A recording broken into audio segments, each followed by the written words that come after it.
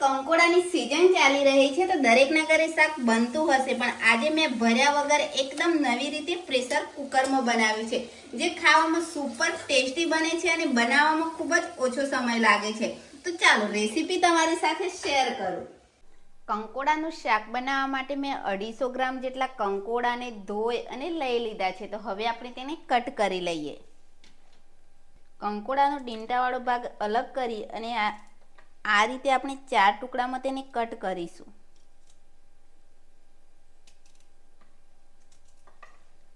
પાકા બીવાળો ભાગ હોય તો તેને અલગ કરી મેં કંકોડાને સમારી લીધા છે। તો હવે આપણે એક સ્પેશિયલ મસાલો બનાવીશું।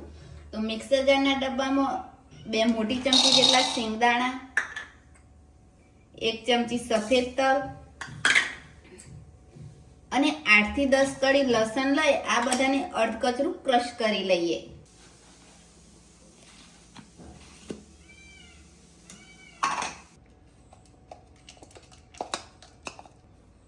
સિંગદાણા, તલ અને જે લસણ ક્રશ કર્યું છે તેની અંદર મસાલા કરી લઈએ। તો અડધી ચમચી કાશ્મીરી લાલ મરચું, અડધી ચમચી રેગ્યુલર મરચું, 1/4 ચમચી હળદર, 1/4 ચમચી ગરમ મસાલો અને 1 ચમચી ધાણા જીરું લઈ બધાને મિક્સ કરીશું।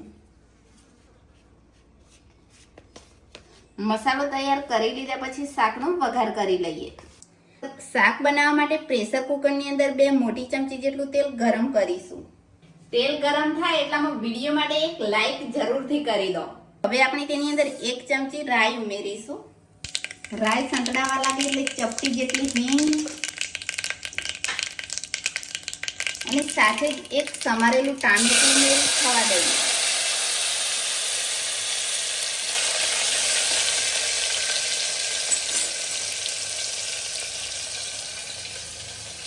ટામેટું થોડું સોફ્ટ થાય એટલે સમારેલા કંકોડા એડ કરી લેવાના છે।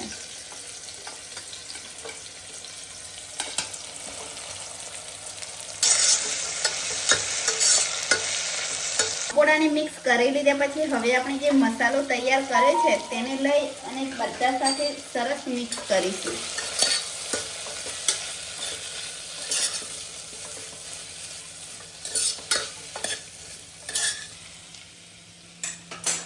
મિક્સ કરી લીધા પછી કુકરની અંદર ખુલ્લું રાખી અને 2 મિનિટ જેવું કંકોડાને સાંતળી લેવાનું છે। 4 વિસલ થવા દીધા પછી મેં ગેસની ફ્લેમ બંધ કરી ઢાંકણને ખોલી લીધું છે। તો અત્યારે ગેસને હું ચાલુ કરી લઉં છું અને કંકોડા સરસ રીતે ચડી ગયા છે। તો સાથે જ હવે બાકીની સામગ્રીમાં તેની અંદર અડધા લીંબુનો રસ ઉમેરીશું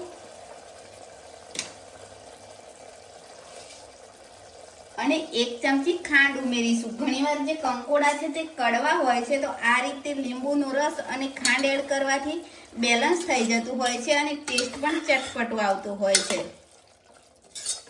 તો આ બંને સામગ્રી ઉમેર્યા પછી હવે આપણે શાકને થવા દેવાનું છે। જો તમારે ગ્રેવી વાળું બનાવવું હોય તો તે રીતે પણ બનાવી શકો છો અને ડ્રાય પણ કરી શકો છો। તો અત્યારે હું થોડું ડ્રાય કરી લઉં છું। મેં શાકને એકદમ ડ્રાય કરી લીધું છે, તો તેલ અલગ થઈ અને ઉપર આવી ગયું છે। હવે તેની અંદર લીલા ધાણા ઉમેરી આપણું શાક સર્વ કરવા માટે તૈયાર છે। તો ઘરે જો તમે કંકોડા એટલે કે કંડોલાનું શાક બનાવતા હોય તો આ રીતે એકવાર જરૂર ટ્રાય કરજો, બધાને ખૂબ જ પસંદ આવશે।